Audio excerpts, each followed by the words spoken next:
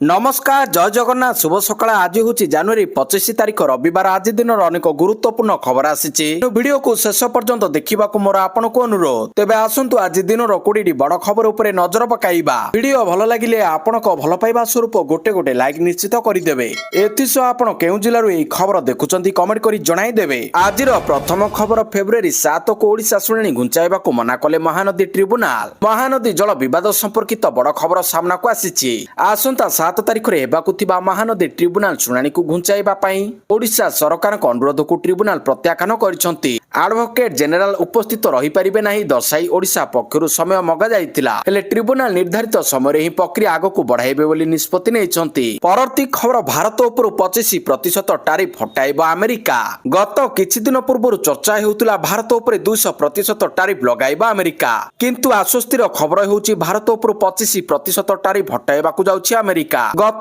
किछि दिन पूर्व अमेरिकार अर्थ सचिव भारत उपर आ कोनोसी टैरिफ न लगाइबा पई संकेत देइतिले आ एबे जेउ खबर सामना को आसीची ताहा अमेरिका भारत वाणिज्य को मजबूत करिबो बोली आशा करा जाउची परवर्ती खबर ऑस्ट्रेलिया गस्त पई भारतीय महिला क्रिकेट दल घोषणा भारत महिला क्रिकेट दल आसंता मार्च 6 तारिख रे ऑस्ट्रेलिया गस्त करी पर्थ ठारे गोटिए टेस्ट खेलिबो एथि पई शनिवार एक 15 जणिया भारतीय दल घोषणा होईची 5 जण खेलाड़ी को प्रथम थर पई दल रे शामिल करा जाईची एमाने हेले प्रतिका रावल अंजत कौर कांति गौड़ वैष्णवी शर्मा सोहेली सातघरे सेमाने पर्थ रे निजर टेस्ट कैरियर आरंभ करिवे परवर्ती खबर उत्तर प्रदेश विकास होइबो कहिले साहा शनिवार दिन उत्तर प्रदेश दिवस अवसर में केंद्र गृहमंत्री अमित शाह कहते आज हूँ संकल्प नेबार दिन 2047 सुधा घन जनबहुल राज्य एक विकसित राज्य में परिणत हेबो एवं देश को एक नूतन दिग्दर्शन देव से कहते से उत्तर प्रदेश देश विश्व एवं राज्यर प्रत्येक बासिंदा हृदय शुभकामना जनाउछंती परवर्ती खबर T20 विश्वकप बांग्लादेश आउट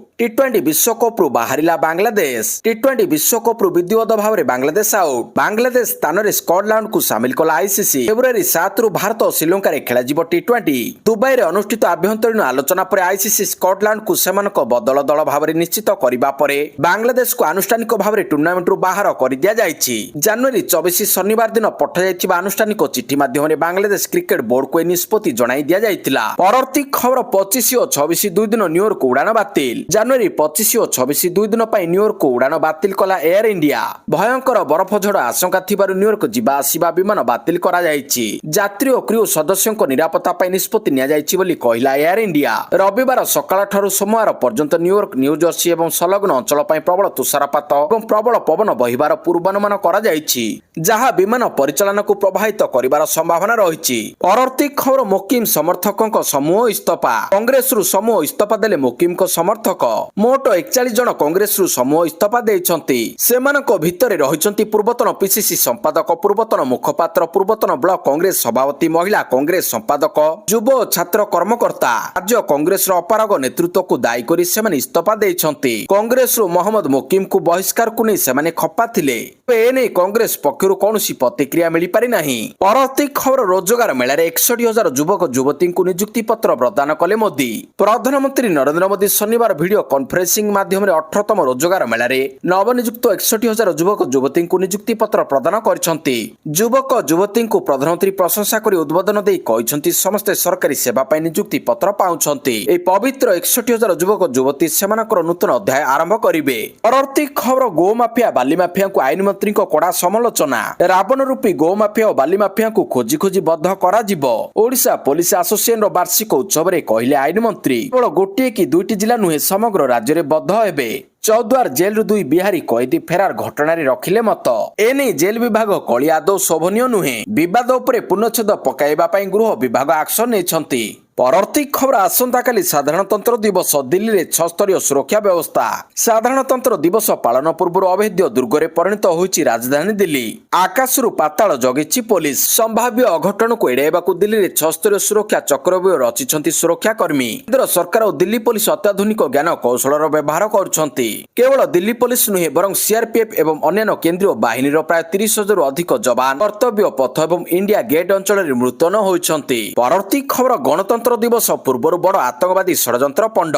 ଦେଶର 77ତମ ଗଣତନ୍ତ୍ର ଦିବସ ପାଳନ ପାଇଁ ପ୍ରସ୍ତୁତି ଚାଲିଥିବା ବେଳେ ପଞ୍ଜାବରେ ଅଶାନ୍ତି ସୃଷ୍ଟି କରିବାର ଏକ ବଡ଼ ବିଦେଶୀ ଷଡ଼ଯନ୍ତ୍ର ପର୍ଦ୍ଦାଫାଶ ହୋଇଛି। ପଞ୍ଜାବ ପୋଲିସ ଏକ ବିପତ୍ତିଜନକ ଆତଙ୍କବାଦୀ ମଡ୍ୟୁଲ ଠାବ କରିଛି। ହୋସିଆରପୁରରେ କରାଯାଇଥିବା ଏକ ଗୁପ୍ତ ମିଳିତ ଅଭିଯାନରେ ପୋଲିସ ନିଷିଦ୍ଧ ସଂଗଠନ ବବର ଖାଲାସା ଇଣ୍ଟରନ୍ୟାସନାଲର 4 ଜଣ ସଦସ୍ୟଙ୍କୁ ବିପୁଳ ପରିମାଣରେ ଆରଡିଏକ୍ସ ଓ ବେଆଇନ ଅସ୍ତ୍ରଶସ୍ତ୍ର ସହିତ ଗିରଫ କରିଛି। ଶନିବାର ବବର ଖାଲାସା ଇଣ୍ଟରନ୍ୟାସନାଲ ସହିତ ଜଡ଼ିତ ଏକ ସକ୍ରିୟ ଆତଙ୍କବାଦୀ ମଡ୍ୟୁଲର ଯୋଜନାକୁ ପଣ୍ଡ କରି ପଞ୍ଜାବ ପୋଲିସ ଏକ ଗୁରୁତ୍ୱପୂର୍ଣ୍ଣ ସଫଳତା ହାସଲ କରିଛି। ପରବର୍ତ୍ତୀ ଖବର ଇରାନ ଆକ୍ରମଣର 7 ଗୁଣା କଡ଼ା ଜବାବ ଦିଆଯିବ କହିଲେ ଇସ୍ରାଏଲର ପ୍ରଧାନମନ୍ତ୍ରୀ। ଇରାନକୁ ପୁନର୍ବାର ଉସ୍କାଇଲେ କଡ଼ା ଜବାବ ଦିଆଯିବ ବୋଲି ଇସ୍ରାଏଲ ଅର୍ଥନୀତି ମନ୍ତ୍ରୀ ନିର୍ ବରକତ ଚେତାବନୀ ଦେଇଛନ୍ତି। ଡାଭୋସର ସାକ୍ଷାତକାରରେ ବରକତ କହିଛନ୍ତି, ଆମେ ଇରାନ ଉପରେ ବଡ଼ ଧରଣର ଆକ୍ରମଣ କରିଥିଲୁ। ଯଦି ଇରାନ ଆମ ସହ ଯୁଦ୍ଧ କରିବାକୁ ସାହସ କରେ ତେବେ ଆମେ 7 ଗୁଣା କଡ଼ା ଜବାବ ଦେବୁ। ଆତଙ୍କବାଦକୁ ସମର୍ଥନ କରୁଥିବା ଦେଶଙ୍କୁ ଶାନ୍ତି ସେନାରେ ପ୍ରବେଶ ମନା। ପରବର୍ତ୍ତୀ ଖବର ମୁଖ୍ୟ ଶାସନ ସଚିବଙ୍କ ନିର୍ଦ୍ଦେଶ। ଏଣିକି ସୋମବାର ହେବନି କୌଣସି ସରକାରୀ ବୈଠକ। ମୁଖ୍ୟ ଶାସନ ସଚିବଙ୍କ ବଡ଼ ସୂଚନା। ଏଣିକି ସୋମବାର ହେବନି କୌଣସି ସରକାରୀ ବୈଠକ। ସବୁ ବିଭାଗକୁ ମୁଖ୍ୟ ଶାସନ ସଚିବଙ୍କ ନିର୍ଦ୍ଦେଶ। ସମସ୍ତ ବିଭାଗକୁ ମୁଖ୍ୟ ଶାସନ ସଚିବ ନିର୍ଦ୍ଦେଶ ଦେଇଛନ୍ତି। ପ୍ରତ୍ୟେକ ସୋମବାର ସରକାରୀ କାର୍ଯ୍ୟାଳୟରେ ଅଭିଯୋଗ ଶୁଣାଣି ରହୁଥିବାରୁ ଏହି ନିଷ୍ପତ୍ତି ନିଆଯାଇଛି। ସୋମବାର କୌଣସି ବିଭାଗ ବୈଠକ ରଖିଲେ ହେବ ନାହିଁ। ସୋମବାର କୌଣସି ବିଭାଗ ବୈଠକ ରଖିବେ ନାହିଁ।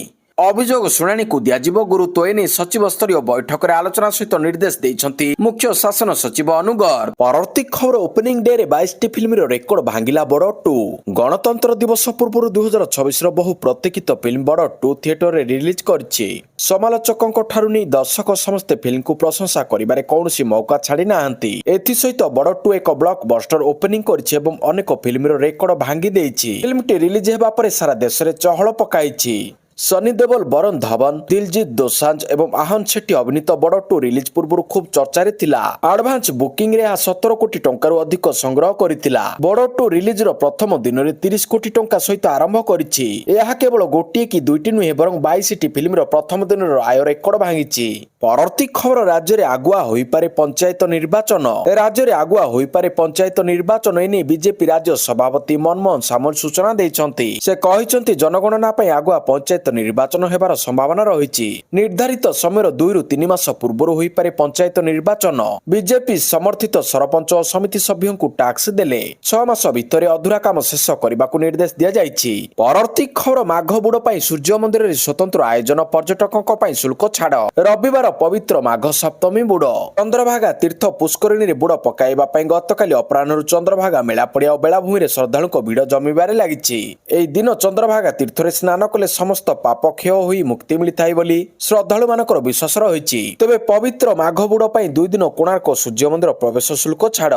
2 ଦିନ ବିନା ପ୍ରବେଶ ଶୁଳ୍କରେ କୋଣାର୍କ ସୂର୍ଯ୍ୟ ମନ୍ଦିର ବୁଲିବେ ଦେଶ ବିଦେଶର ପର୍ଯ୍ୟଟକ। ବିଜ୍ଞପ୍ତି ଜାରି କରିଛନ୍ତି ଆର୍କୋଲୋଜିକାଲ ଅଫ ଇଣ୍ଡିଆ। ପରବର୍ତ୍ତୀ ଖବର ନବୀନ ବାବୁ ମିଛ କହିଛନ୍ତି କହିଲେ ଅରବିନ୍ଦ।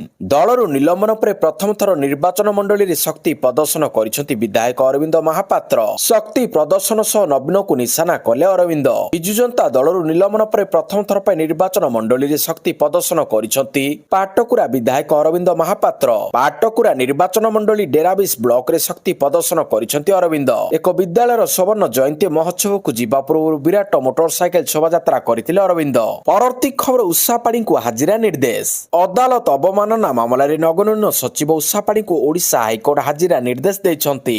ଖାଲି ଏତିକି ନୁହେଁ, ସଚିବଙ୍କ ସହ ପୌର ପ୍ରଶାସନ ନିର୍ଦ୍ଦେଶକ ଗଗନ ବିହାରୀ ସ୍ୱାଇଁ, ଟାଉନ ପ୍ଲାନିଂ ନିର୍ଦ୍ଦେଶକ ତଥା ସ୍ୱତନ୍ତ୍ର ସଚିବ ସୁଶାନ୍ତ ମିଶ୍ର, କଟକ ଜିଲ୍ଲାପାଳ ଦତ୍ତାତ୍ରେୟ ଭାଉ ସାହେବ ସିନ୍ଧେ ଓ ଆଠଗଡ଼ ସ୍ୱତନ୍ତ୍ର ପ୍ଲାନିଂ ଅଥରିଟିର କର୍ତ୍ତୃପକ୍ଷଙ୍କୁ ମଧ୍ୟ ପରବର୍ତ୍ତୀ ଶୁଣାଣିରେ ହାଜର ହେବାକୁ ନିର୍ଦ୍ଦେଶ ଦେଇଛନ୍ତି କୋର୍ଟ। ହାଜିରା ସୁନିଶ୍ଚିତ ପାଇଁ ପୋଲିସ କମିଶନରଙ୍କୁ ନିର୍ଦ୍ଦେଶ ଦେଇଛନ୍ତି ହାଇକୋର୍ଟ। 30 ତାରିଖ ସକାଳ 10:30ରେ ହାଜର ପାଇଁ କୋର୍ଟ ନିର୍ଦ୍ଦେଶ ଦେଇଛନ୍ତି। ପରବର୍ତ୍ତୀ ଖବର ମାଘମେଳା ବସନ୍ତ ପଞ୍ଚମୀରେ ବୁଡ଼ ପକାଇଲେ 3.56 କୋଟି ଭକ୍ତ। ପ୍ରୟାଗରାଜରେ ମାଘମେଳା ସମୟରେ ବସନ୍ତ ପଞ୍ଚମୀ ସ୍ନାନ ଉତ୍ସବ ସଫଳତାର ସହିତ ଅନୁଷ୍ଠିତ ହୋଇଥିଲା।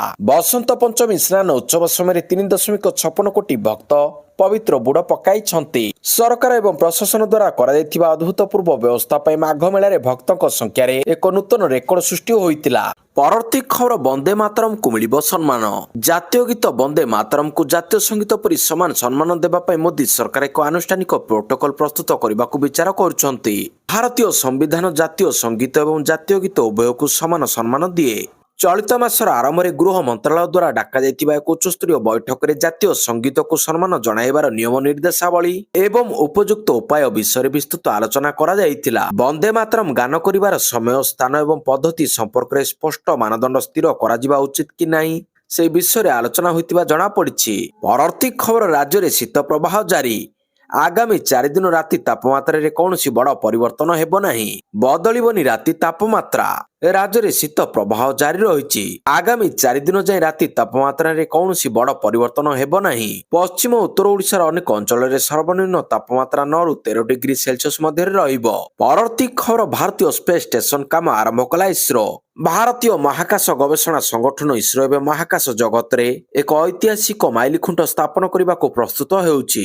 ଚନ୍ଦ୍ର ଏବଂ ସୂର୍ଯ୍ୟ ମିଶନର ସଫଳତା ପରେ ଇସ୍ରୋ ଏହାର ସବୁଠାରୁ ମହତ୍ୱାକାଂକ୍ଷୀ ପ୍ରକଳ୍ପ ଭାରତୀୟ ମହାକାଶ ଷ୍ଟେସନ ବାସ୍ ନିମ୍ନ ପୃଥିବୀ କକ୍ଷ ପଥରେ ସ୍ଥାପନ କରିବାକୁ ପ୍ରସ୍ତୁତ ହୋଇଛି। Vikram Sarabhai space station VSSC ବାସ୍ର ପ୍ରଥମ ମଡ୍ୟୁଲ ବାସ୍ 0.1ର ବିକାଶ ଏବଂ ନିର୍ମାଣ ପାଇଁ ଭାରତୀୟ ଘରୋଇ କମ୍ପାନୀଗୁଡ଼ିକୁ ଏକ ଆଗ୍ରହ ପ୍ରକାଶ ଜାରି କରିଛି। ରିପୋର୍ଟ ଅନୁସାରେ ବାସ୍ର ପ୍ରଥମ ପର୍ଯ୍ୟାୟ 2028ରେ ପ୍ରଥମ ମଡ୍ୟୁଲର ଲଞ୍ଚ ସହିତ ଆରମ୍ଭ ହେବ। ପରବର୍ତ୍ତୀ ଖବର, ଦିଲ୍ଲୀରେ ପହଞ୍ଚିଛନ୍ତି ୟୁରୋପୀୟ କମିଶନର ଅଧ୍ୟକ୍ଷ। ଦିଲ୍ଲୀରେ ପହଞ୍ଚିଛନ୍ତି ୟୁରୋପୀୟ କମିଶନର ଅଧ୍ୟକ୍ଷ ଉର୍ସୁଲା ଭନ୍ ଡେର୍ ଲେନ୍। 77ତମ ଗଣତନ୍ତ୍ର ଦିବସ ସମାରୋହରେ ମୁଖ୍ୟ ଅତିଥି ଭାବରେ ଯୋଗଦେବେ ଲେନ୍। 77ତମ ଗଣତନ୍ତ୍ର ଦିବସରେ ମୁଖ୍ୟ ଅତିଥି ଭାବରେ ଲେନ୍ ଏବଂ ୟୁରୋପୀୟ ପରିଷଦର ଅଧ୍ୟକ୍ଷ ଆଣ୍ଟୋନିଓ ଲୁଇସ୍ ସାଣ୍ଟୋସ୍ ଡା କୋଷ୍ଟା ଅତିଥି ଭାବରେ ଯୋଗଦେବେ। ଗଣତନ୍ତ୍ର ଦିବସ ସମାରୋହ ସହ ଏମାନେ ଆଗାମୀ 27ରେ ହେବାକୁ ଥିବା 16ତମ ୟୁରୋପ ଭାରତ ଶିଖର ସମ୍ମିଳନୀରେ ୟୁରୋପର ପ୍ରତିନିଧିତ୍ୱ କରିବେ। ଏହି ଶିଖର ସମ୍ମିଳନୀରେ ପ୍ରମୁଖ FTA ଆଲୋଚନା ଏବଂ ସମସ୍ତ ଚୁକ୍ତି ବିଷୟରେ ଆଲୋଚନା ହେବାର ସମ୍ଭାବନା ଅଛି। ପରବର୍ତ୍ତୀ ଖବର, 19 ବର୍ଷରୁ କମ୍ ବିଶ୍ୱକପ୍ ନ୍ୟୁଜିଲାଣ୍ଡକୁ 7 ୱିକେଟରେ ହରାଇଲା ଭାରତ। ଚଳିତ 19 ବର୍ଷରୁ କମ୍ ବିଶ୍ୱକପର ବର୍ଷା ପ୍ରବାହିତ ଶନିବାର ମ୍ୟାଚରେ ଭାରତ ଲୁଇସ୍ ନିୟମରେ 7 ୱିକେଟରେ ନ୍ୟୁଜିଲାଣ୍ଡକୁ ପରାସ୍ତ କରିଛି। ଲଗାଣ ବର୍ଷା ପାଇଁ ମ୍ୟାଚ 1.5 ଘଣ୍ଟା ବିଳମ୍ବରେ ଆରମ୍ଭ ହେବାରୁ ଏହାକୁ 50 ପରିବର୍ତ୍ତେ 37 ଓଭରକୁ କମାଇ ଦିଆଯାଇଥିଲା। ଭାରତ ଏହି ଲୋ ସ୍କୋରିଂ ମ୍ୟାଚରେ ଟସ୍ ଜିତି ନ୍ୟୁଜିଲାଣ୍ଡକୁ ବ୍ୟାଟିଂ ପାଇଁ ଆମନ୍ତ୍ରଣ କରିଥିଲା। ଅଧିନାୟକ ଆୟୁଷ ମାହେତ୍ରଙ୍କ ନିଷ୍ପତ୍ତିରେ ଯଥାର୍ଥ ସମ୍ମାନ ରଖି ଦୁଇ ଭାରତୀୟ ଦ୍ରୁତ ବୋଲର ଆୟେଶ ଅମ୍ବରିଶ ଓ ହେନିଲି ପଟେଲ ପରସ୍ପର ଭିତରେ 7 ୱିକେଟ ବାଣ୍ଟି ନେଇ ନ୍ୟୁଜିଲାଣ୍ଡକୁ 36.2 ଓଭରରେ ମାତ୍ର 135 ରନ୍ ଭିତରେ ଅଲ୍ ଆଉଟ୍ କରିଦେଇଥିଲେ। 136 ରନ୍ର ବିଜୟ ଲକ୍ଷ୍ୟକୁ ଭାରତ ମାତ୍ର 3 ୱିକେଟ ହରାଇ ହାସଲ କରିନେଇଥିଲା। ପରବର୍ତ୍ତୀ ଖବର, 77ତମ ଗଣତନ୍ତ୍ର ଦିବସ ପୂର୍ବରୁ ଜାତୀୟ ଉଦ୍ଦେଶ୍ୟରେ ଆଜି ସମ୍ବୋଧନ କରିବେ ରାଷ୍ଟ୍ରପତି। ରାଷ୍ଟ୍ରପତି ଦ୍ରୌପଦୀ ମୁର୍ମୁ 77ତମ ଗଣତନ୍ତ୍ର ଦିବସର ଅବ୍ୟାହତ ପୂର୍ବରୁ ଆଜି ଜାତୀୟ ଉଦ୍ଦେଶ୍ୟରେ ଉଦ୍ବୋଧନ ଦେବେ। ଏହି ବାର୍ତ୍ତା ଆଜି ସନ୍ଧ୍ୟା 7ଟାରେ ସମସ୍ତ ଆକାଶବାଣୀରେ, ସମସ୍ତ ଜାତୀୟ ନେଟୱାର୍କ ଏବଂ ଦୂରଦର୍ଶନ ଚ୍ୟାନେଲରେ ପ୍ରସାରିତ ହେବ। ରାଷ୍ଟ୍ରପତିଙ୍କ ଏହି ଅଭିଭାଷଣ ହିନ୍ଦୀ ଏବଂ ପରେ ପରେ ଇଂରାଜୀ ଭାଷାରେ ପ୍ରସାରିତ ହେବ। ଦୂରଦର୍ଶନର ବିଭିନ୍ନ ଆଞ୍ଚଳିକ ଚ୍ୟାନେଲରେ ସ୍ଥାନୀୟ ଭାଷାରେ ଏହାର ପ୍ରସାରଣ କରାଯିବ। ଆକାଶବାଣୀରେ ରାତି 9:30 ପରେ ଏହାର ଅନୁବାଦ ଆଞ୍ଚଳିକ ଭାଷାରେ ପ୍ରସାରିତ ହେବ। ପରବର୍ତ୍ତୀ ଖବର, ଆଜି PM ମୋଦିଙ୍କ 130ତମ ମନ୍ କି ବାତ୍। ପ୍ରଧାନମନ୍ତ୍ରୀ ମୋଦି ଆଜି ପୂର୍ବାହ୍ନ 11ଟା ସମୟରେ ଆକାଶବାଣୀ ମନ୍ କି ବାତ୍ କାର୍ଯ୍ୟକ୍ରମରେ ଦେଶବାସୀଙ୍କ ସହ ଭାବ ବିନିମୟ କରିବେ। ଏହା ହେବ ମନ୍ କି ବାତ୍ର 130ତମ ସଂସ୍କରଣ। ଆକାଶବାଣୀ ଓ ଦୂରଦର୍ଶନର ସମସ୍ତ କେନ୍ଦ୍ର, ଆକାଶବାଣୀ ସମ୍ବାଦ ୱେବସାଇଟ ଓ ନ୍ୟୁଜ ANIR ମୋବାଇଲ ଆପ୍ରେ ଏହି କାର୍ଯ୍ୟକ୍ରମ ଉପଲବ୍ଧ ହେବ। ଆକାଶବାଣୀ ସମ୍ବାଦ DD ନ୍ୟୁଜ, PMO ଏବଂ ସୂଚନା ଓ ପ୍ରସାରଣ ମନ୍ତ୍ରାଳୟ ୟୁଟ୍ୟୁବ ଚ୍ୟାନେଲରେ ମନ୍ କି ବାତ୍ କାର୍ଯ୍ୟକ୍ରମର ଲାଇଭ ଷ୍ଟ୍ରିମିଂ ହେବ। ପରବର୍ତ୍ତୀ ଖବର, ଆଜି ଖଣ୍ଡଗିରି ମେଳା। ଆଜି ଖଣ୍ଡଗିରି ମାଘ ମେଳା ମନ୍ତ୍ରାଚରଣରେ ଗୁଞ୍ଜରିତ ହେଉଛି ଖଣ୍ଡଗିରି ପାଦଦେଶ। ଯଜ୍ଞବେଦୀରେ କର୍ମ ଆରମ୍ଭ କଲେଣି ସାଧୁସନ୍ଥ। ପାହାଡର ପାଦଦେଶରୁ ଉପର ବାରଭୁଜା ଯାଏଁ ଜମିବ ସାଧୁସନ୍ଥଙ୍କ ମେଳି। ପ୍ରସିଦ୍ଧ ଖଣ୍ଡଗିରି ମାଘ ମେଳା ଆରମ୍ଭ ହେଉଥିବାରୁ ହଜାର ହଜାର ଶ୍ରଦ୍ଧାଳୁଙ୍କ ଭିଡ ଜମିବ। ବେଦଧ୍ୱନି ଓ ମନ୍ତ୍ର ଉଚ୍ଚାରଣରେ କମ୍ପିବ ଗଗନ ପବନ। ପରବର୍ତ୍ତୀ ଖବର, ଓଡ଼ିଶାର ପ୍ରଥମ ବୋଇଂ ସୁକନ୍ୟା ଷ୍ଟେମ୍ ଲ୍ୟାବର ଶୁଭାରମ୍ଭ କଲେ କେନ୍ଦ୍ରମନ୍ତ୍ରୀ।